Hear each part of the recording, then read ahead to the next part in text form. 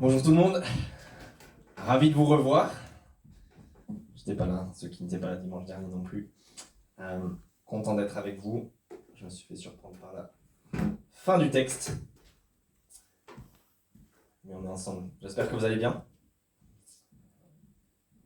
Des réponses timides.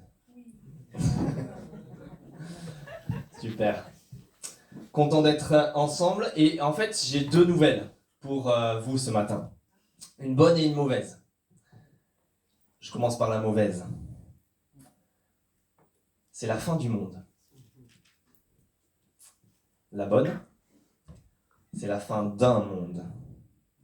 Je ne sais pas si vous avez remarqué ça à la lecture de ce texte. C'est la fin du monde. Vous avez vu le verset 17 de notre texte. Or le monde passe, disparaît, et sa convoitise aussi. Verset 18, petits enfants, c'est la dernière heure. Nous reconnaissons que c'est la dernière heure. En fait, Jean, il nous l'avait déjà dit, si vous étiez là lors du texte précédent, au verset 8, il nous avait déjà dit, les ténèbres se dissipent. C'est le même verbe en fait que ce qu'on a maintenant, c'est les ténèbres passent, comme ce monde passe. Les ténèbres se dissipent, passent, disparaissent. C'est la fin, la dernière heure du monde. Mais en fait, c'est la fin, la dernière heure d'un monde. Regardez à nouveau le verset 17, le monde passe, sa convoitise aussi, mais celui qui fait la volonté de Dieu demeure éternellement. Et dans ce qu'on avait vu précédemment, au verset 8, les ténèbres se dissipent, les ténèbres passent, mais la vraie lumière brille déjà. En fait, c'est la fin d'un monde, la dernière heure d'un monde, mais c'est l'aube d'un nouveau. Vous avez remarqué ? La dernière heure d'un monde, des ténèbres qui se dissipent, qui passent, d'un monde qui passe, mais c'est l'aube d'un nouveau monde. Les lumières brillent déjà, des personnes demeurent éternellement. Ce qui fait qu'en réalité, nous sommes dans une époque cruciale, charnière. L'époque de chevauchement de deux mondes, l'un qui disparaît, qui passe, et l'un qui démarre, qui apparaît. Alors j'aimerais tout de suite enlever l'ambiguïté et peut-être l'éléphant au milieu de la pièce si vous êtes là et que vous dites Jean a écrit c'est la dernière heure, mais il a écrit ça au 1er siècle. On est en 2025, alors comme preuve que la Bible dit faux, on est servi. En réalité, Jean, il ne nous parle pas ici d'une durée de temps, mais plutôt d'une époque. Comme on découpe l'histoire avec certaines périodes, l'Antiquité, le Moyen-Âge, le modernisme, postmodernisme, etc.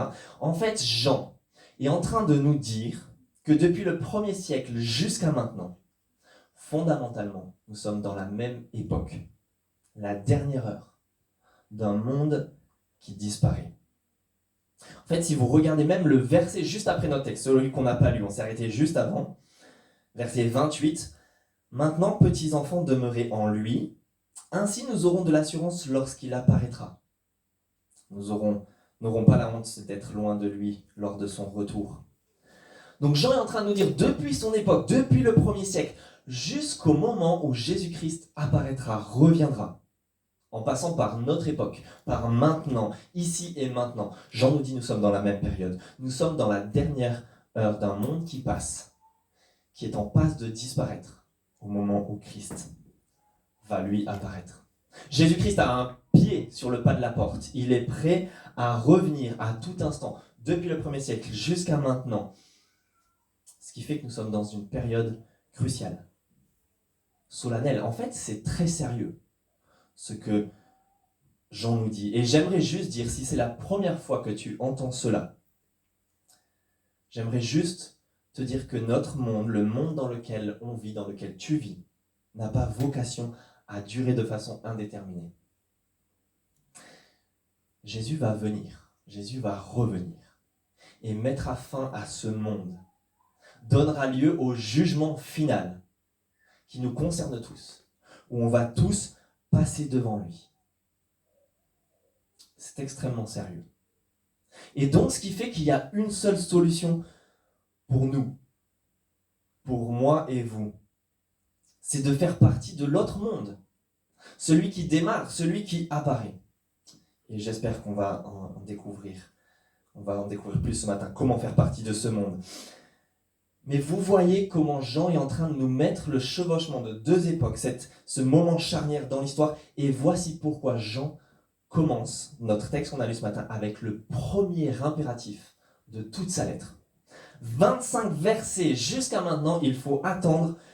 Et celui-ci claque comme une déflagration dans l'air. Vous avez ça, verset 15. N'aimez pas le monde. Première fois qu'il y a un impératif dans toute cette lettre. Ce monde passe, disparaît, se termine, et donc ne l'aimez pas. Il y a un risque. Que vous soyez pas encore chrétien, ou que vous le soyez déjà, comme les personnes à qui Jean s'adresse, le risque est pour nous tous. En même temps, il est en train de nous dire c'est l'aube d'un monde lumineux qui apparaît et durera éternellement. Et pour comprendre bien cela, je vous propose de relire ensemble les 3 premiers versets de notre texte pour bien comprendre cet appel de Jean. Les 3 premiers versets de notre texte, 15 à 17. N'aimez pas le monde ni ce qui est dans le monde. Si quelqu'un aime le monde, l'amour du Père n'est pas en lui. En effet, tout ce qui est dans le monde, la convoitise qui est dans l'homme, la convoitise des yeux et l'orgueil dû aux richesses, vient non du Père, mais du monde. Or, le monde passe, sa convoitise aussi, mais celui qui fait la volonté de Dieu demeure éternellement. Est-ce que vous voyez ce que Jean fait ? Est-ce que vous voyez que Jean est en train de mettre en contraste 2 choses en parallèle ? L'amour du monde d'un côté, l'amour du Père de l'autre. Ce qui vient du monde d'un côté, ce qui vient du Père de l'autre. Le monde qui passe, disparaît d'un côté, et ceux qui font la volonté de Dieu qui demeurent, qui restent éternellement. Jean est en train de nous dire, en fait, fondamentalement, il existe 2 salles, 2 ambiances. Le monde et son amour, et puis la maison de Dieu et son amour. Et le problème, vous savez, quand on a 2 salles, 2 ambiances, c'est que tu passes d'une salle à l'autre, voilà, et tu sais quand tu es dans l'une et quand tu es dans l'autre. Et ici, c'est pas la même chose. Le problème, c'est que ces 2 salles cohabitent. On est brouillé, on est dans le flou, et on se demande, mais c'est quoi aimer le monde ? C'est quoi n'aimer pas le monde ? En fait, c'est quoi le monde, du coup ? Et Jean, ce qu'il fait dans notre texte, par la suite, je pense, c'est que Jean est en train de tracer une ligne dans le sable. Il est en train de tracer une frontière claire pour nous aider. Il sépare la lumière des ténèbres, en quelque sorte. Il sépare les 2 salles, pour qu'on voit bien celle du monde et celle de Dieu, pour nous aider. Il nous présente les 2 salles, celle du monde et celle de Dieu, pour nous dire attention à la séduction. Restez plutôt en communion avec Dieu. Restez dans la salle, dans la bonne salle avec Dieu, en communion. Ne soyez pas tentés par l'autre, celle du monde. Vous avez peut-être vu dans la suite du texte qu'on a 2 groupes de personnes dont Jean parle. Les antichrists, on va y venir. Et puis on pourrait les appeler les autres les petits Christ, les chrétiens. Et à chaque fois, il parle de leur message. Il en parle de manière alternée. Au verset 20, il dit « Quant à vous », au verset 24, « Pour votre part », au verset 26 et 27, « Je vous écris cela par rapport à ceux qui vous égarent, mais quant à vous ». Vous voyez, donc il est en permanence en train de dire « Eux, vous »,« Eux, vous ». Alors dans cette église, on a une formation en interne, et une de ces personnes, puisqu'on étudie ça à l'avance, une des personnes a dit, en fait, c'est un peu comme des lasagnes. Vous voyez, vous avez la couche de pâte et la couche de garniture. Et je vous propose qu'on regarde ça en disséquant les lasagnes. On va séparer la couche de pâte et les garnitures. On va regarder les 2 groupes d'un côté et de l'autre. On va regarder les antichrists et leur message d'un côté et les petits Christ et leur message de l'autre. Tout ça pour entendre Jean qui nous dit attention à la séduction. Restez en communion. Alors c'est parti. Attention à la séduction, les antichrists et leur message. Et on va voir donc 2 choses de ce groupe de personnes. Leur identité et leur message. Leur identité tout d'abord. Regardez à nouveau maintenant les versets 18 et 19 avec moi. Petits enfants, c'est la dernière heure. Vous avez appris que l'antichrist vient. Alors déjà maintenant, il y a plusieurs antichrists. Par là, nous reconnaissons que c'est la dernière heure. Ils sont sortis du milieu de nous, mais ils n'étaient pas des nôtres. Car s'ils avaient été des nôtres, ils seraient restés avec nous. Mais cela est arrivé afin qu'il soit bien clair que tous ne sont pas des nôtres. Une chose frappe, je pense, quand on considère cette dernière heure, c'est que nous sommes en guerre. En fait, je l'ai dit très légèrement, mais il est question d'un antichrist et même de plusieurs. Nous sommes en guerre, vous êtes en guerre et bien souvent vous ne le savez pas. Vous ne vous en rendez pas compte. En fait, c'est l'enseignement biblique de toute la Bible et pas de certains endroits en particulier sur le sujet. On le verra au 2e semestre. Dans cette église, on va faire le livre de Daniel. On parle d'une figure d'opposition à un antichrist qui sera là à la fin des temps. Et Jean nous dit, ça y est, il est là. En fait, ils sont là. Ils sont même plusieurs. Ils sont contre Christ. Ils sont anti-Christ. Jean, il emploie un terme qui est extrêmement choquant. Et il veut qu'on entende ça pour nous choquer. Un peu comme notre cher président, à l'époque, avait dit « Nous sommes en guerre » pour nous faire prendre conscience d'une réalité invisible. Il voulait nous persuader que nous étions en guerre, même si on ne voyait pas, contre un ennemi invisible, un virus invisible à l'œil nu. Et Jean veut nous dire « Vous êtes en guerre. En fait, on vous fait la guerre. Et vous ne le voyez pas. Vous vous en rendez même pas compte. Vous n'êtes même pas conscient. Et je pense que Jean le dit à ses lecteurs à son époque. Mais s'il était avec nous dans cette salle, il nous le dirait encore plus. Vous vous en rendez encore moins compte dans ce monde post-chrétien dans lequel vous vivez. En fait, le christianisme a tellement influencé le monde occidental que je pense qu'on a bien souvent cru qu'on était en territoire en pays conquis, en pays ami. Et on ne s'est pas rendu compte qu'on nous fait la guerre. Et Jean, en tout cas, nous le dit, et le défend.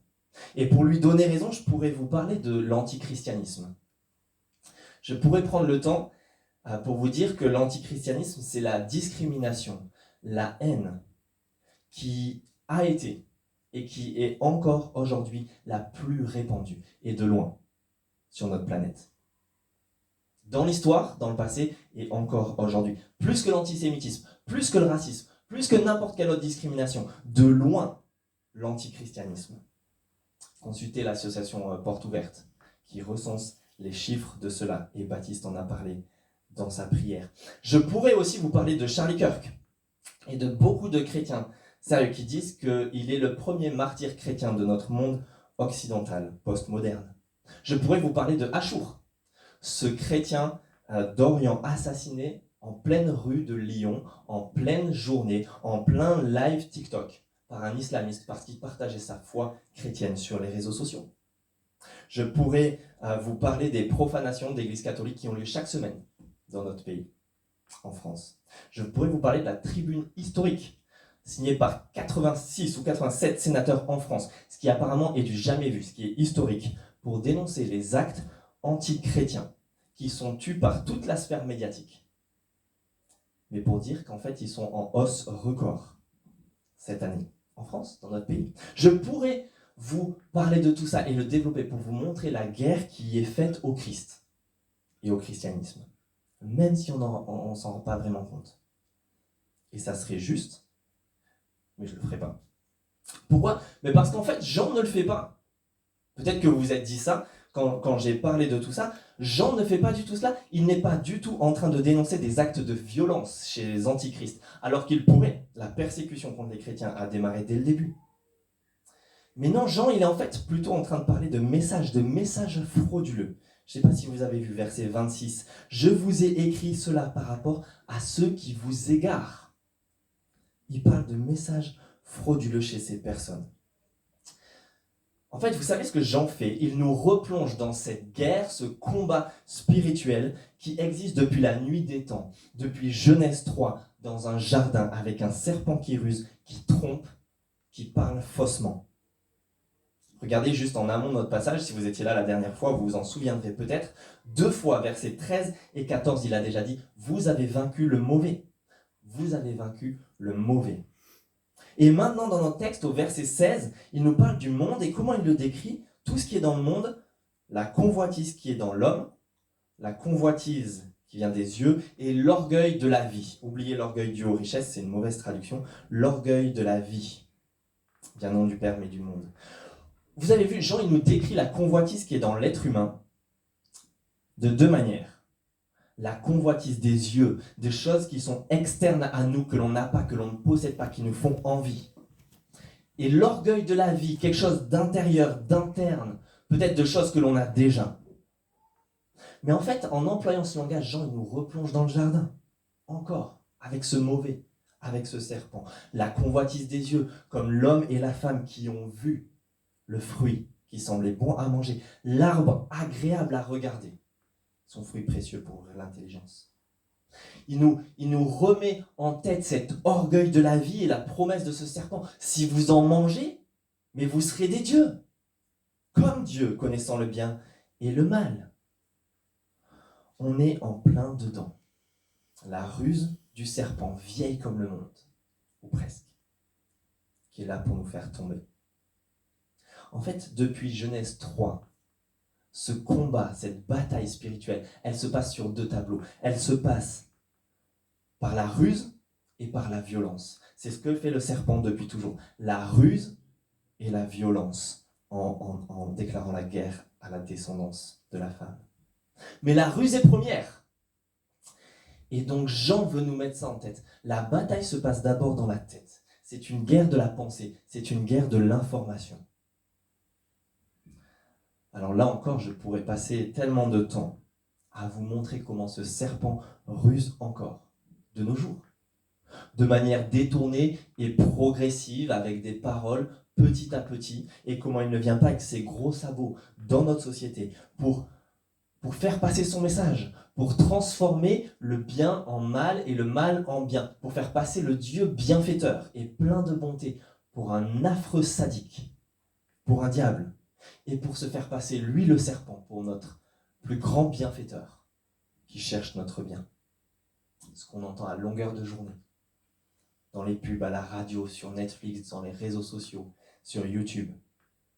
Je pourrais vous parler des documentaires Arte qui ont été florissants ces derniers temps sur les évangéliques, pour petit à petit nous dire les évangéliques sont à la conquête du monde.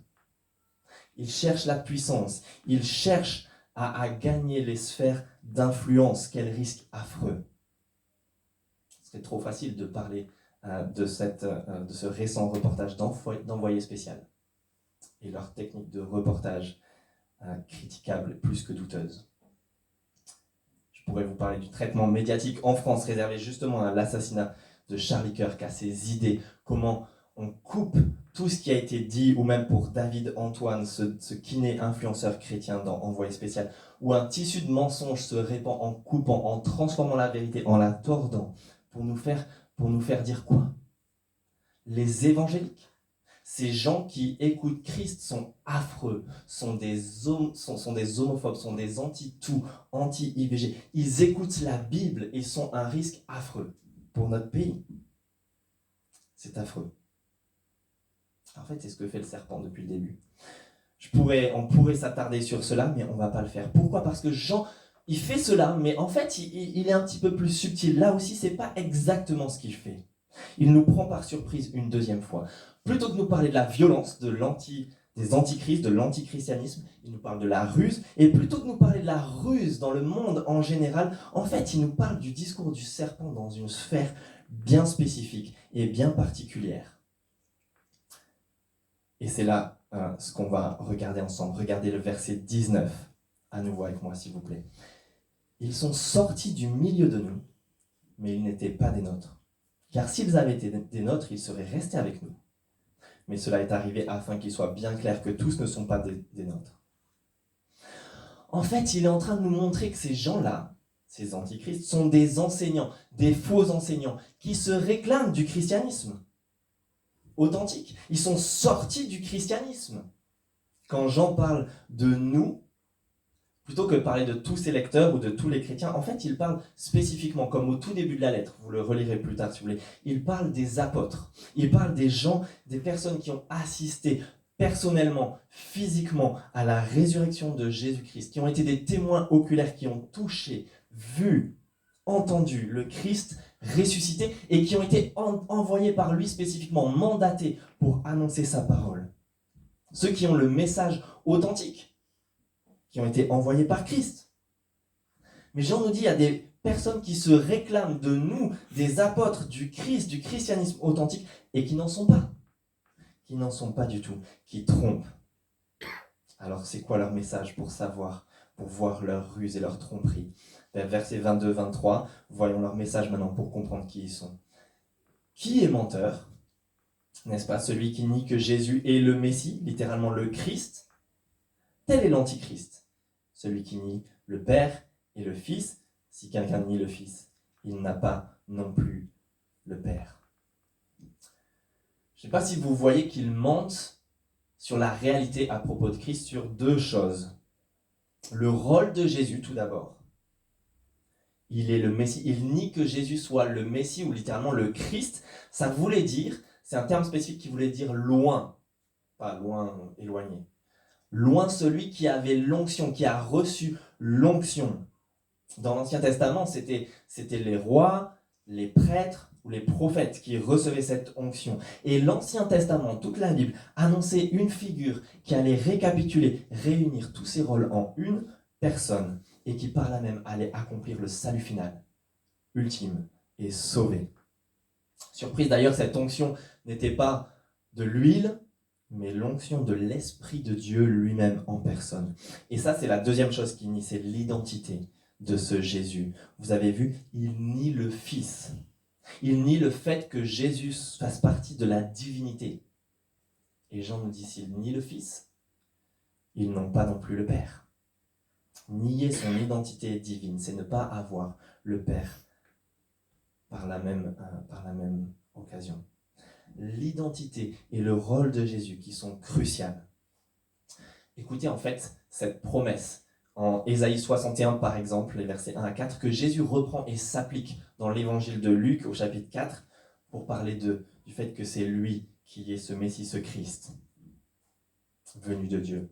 L'Esprit du Seigneur, de l'Éternel, est sur moi, parce que l'Éternel m'a consacré par onction, m'a oint, pour annoncer de bonnes nouvelles aux pauvres, pour proclamer une année de grâce de l'Éternel.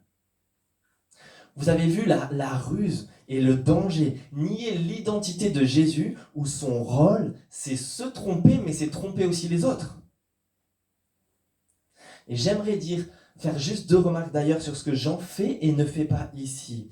Jean n'est pas en train de tirer sur tout ce qui bouge en les appelant des antichrists, parce qu'ils ne sont pas d'accord avec lui.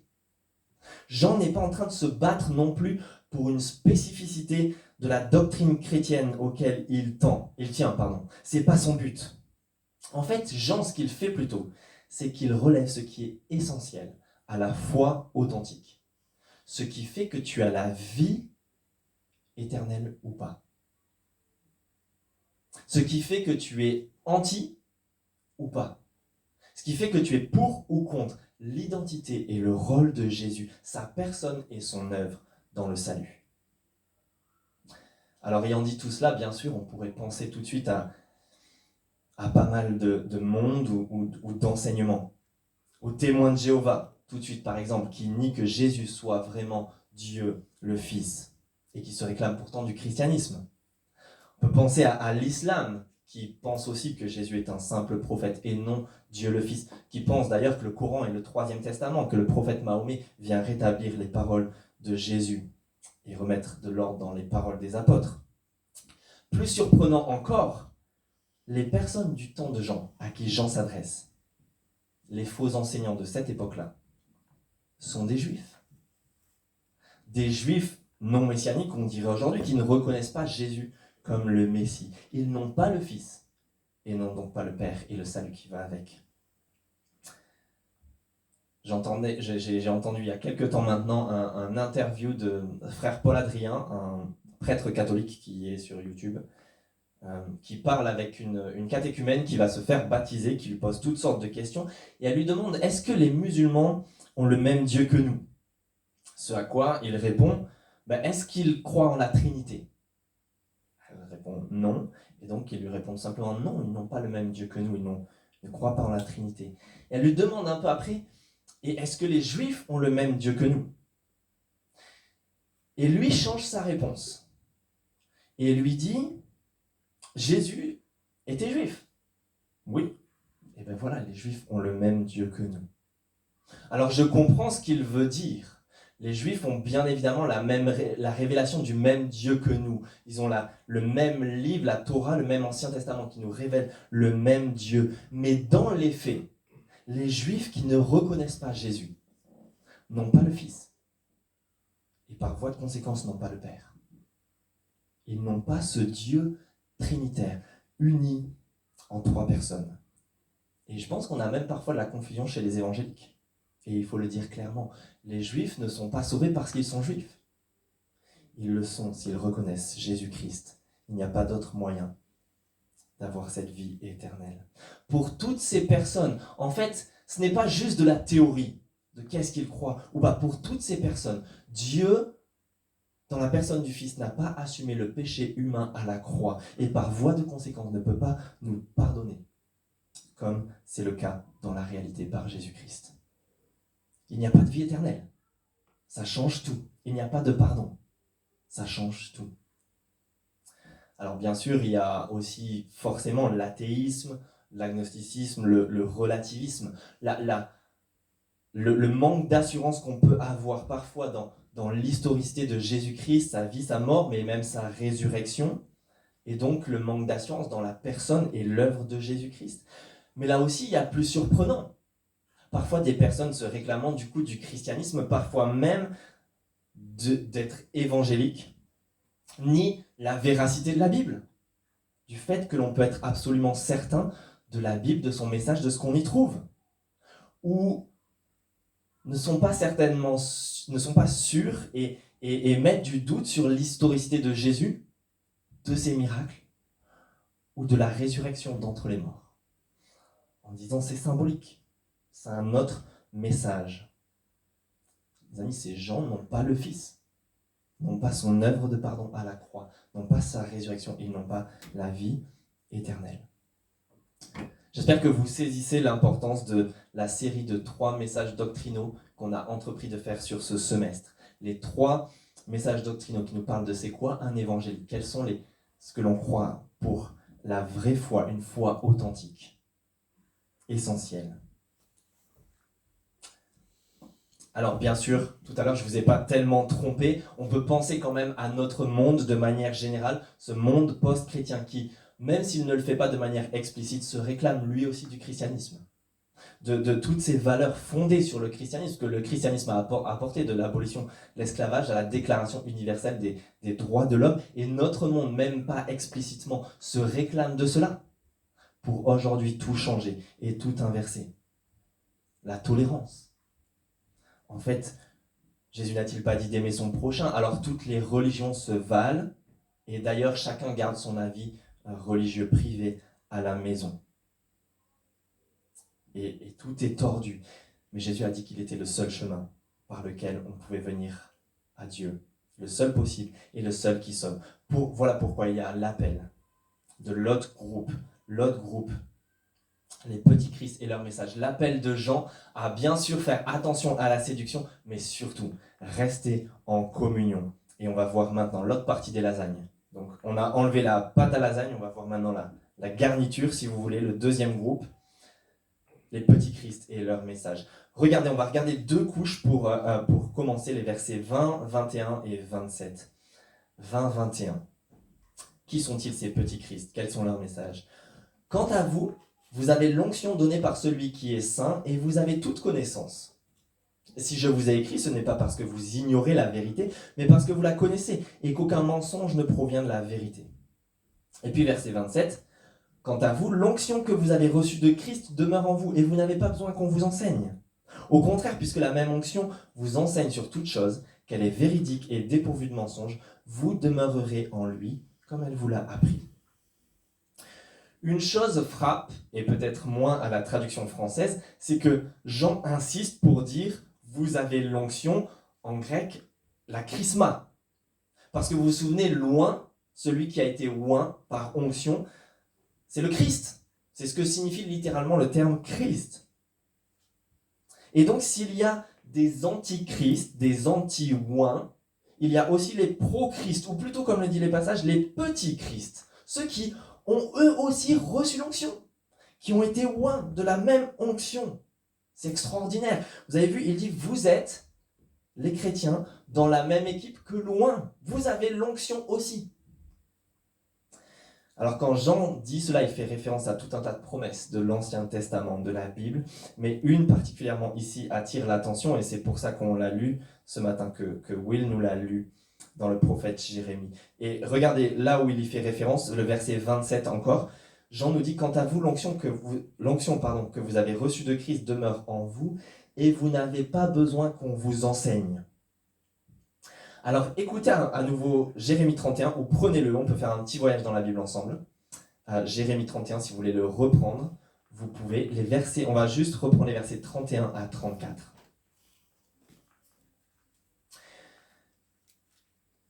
Je relis ça.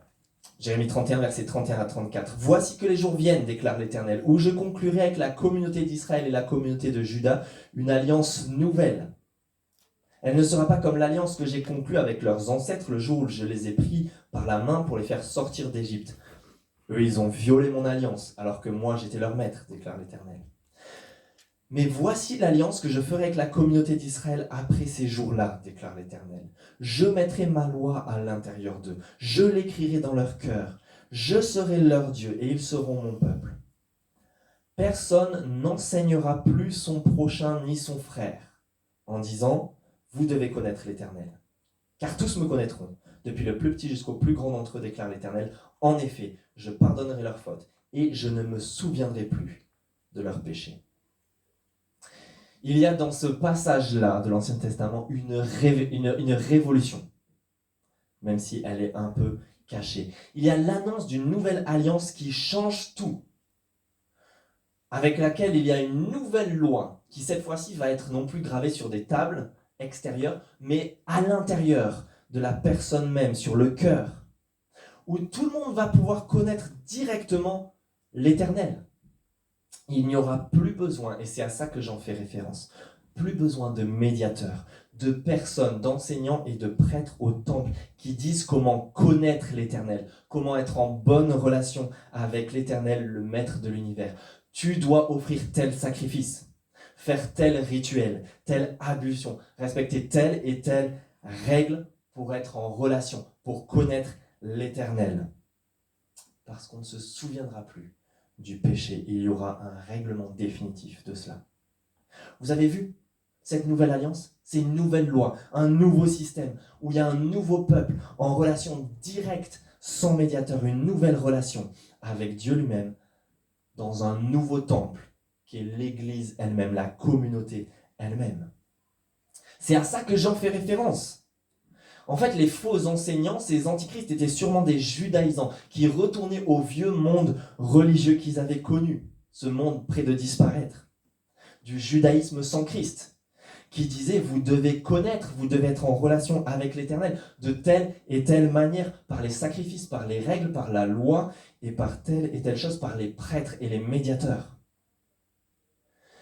Mais est-ce que vous voyez la tentation pour des chrétiens au 1er siècle? Est-ce que vous voyez la séduction? C'est peut-être moins clair pour nous aujourd'hui, mais c'est ce qu'ils avaient toujours connu.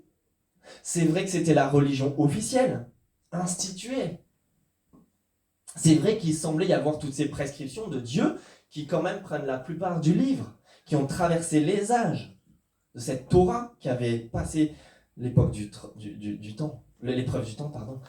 Et est-ce que vous voyez peut-être le trouble de ces chrétiens associés à leur tentation de suivre un enseignement nouveau, tout neuf, tout frais, tout juste sorti? Et est-ce que c'était pas trop beau pour être vrai? Trop simple? Trop simpliste? Pas de médiateur, pas de temple, pas de sacrifice, pas de règle, un pardon total et définitif.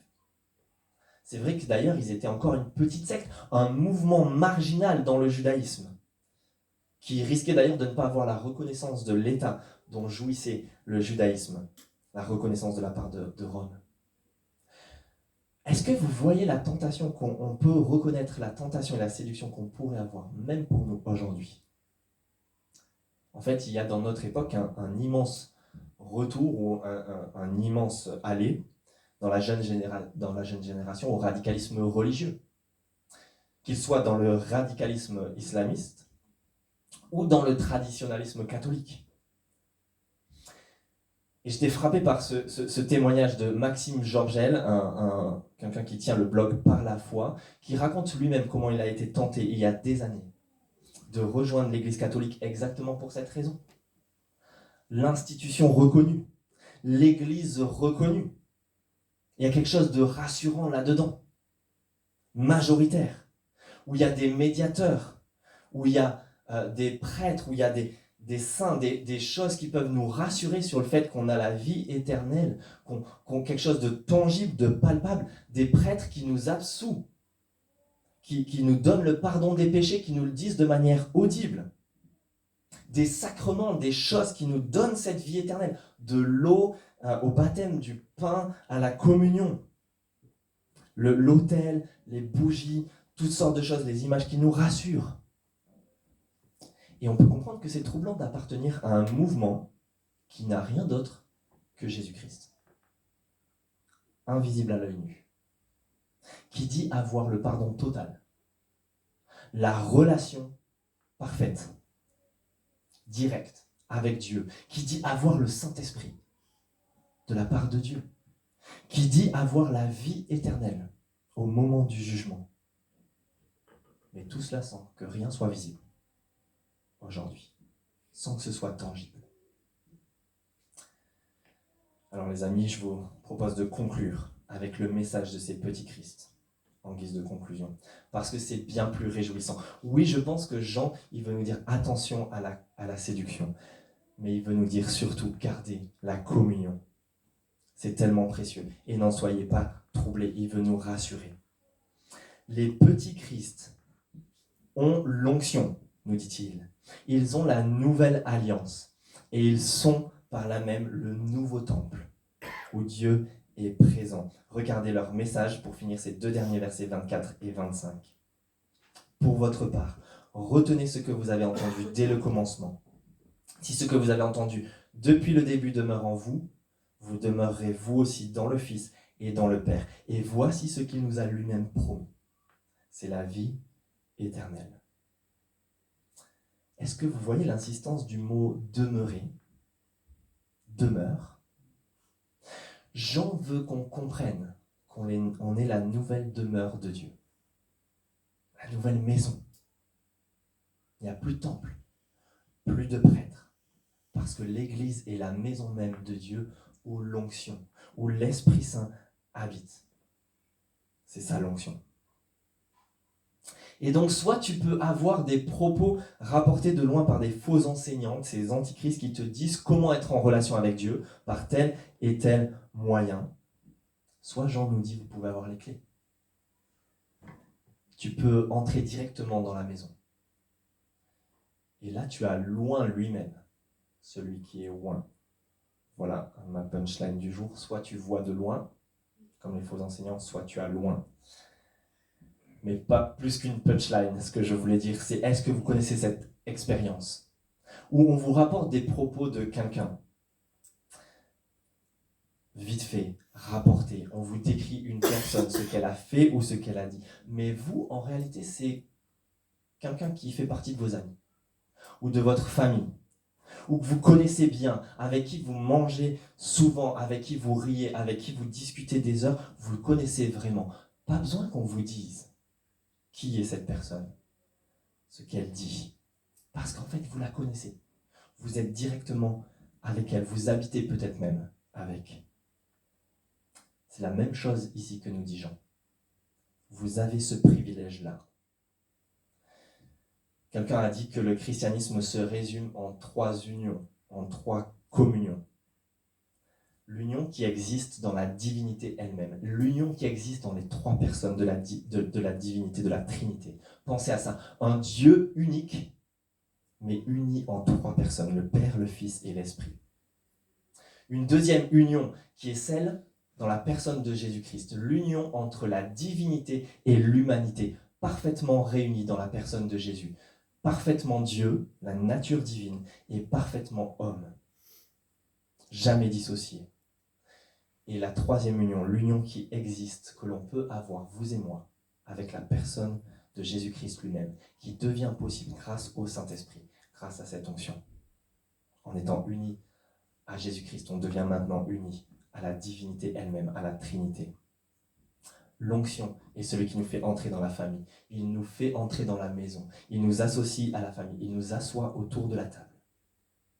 Et on peut profiter de cette communion, de cette relation avec la Trinité elle-même, avec le reste de la Trinité, le Père et le Fils. Tout ça pour une vie éternelle qui durera à toujours, qui ne se terminera jamais. Alors Jean nous dit attention à la séduction, mais restez en communion.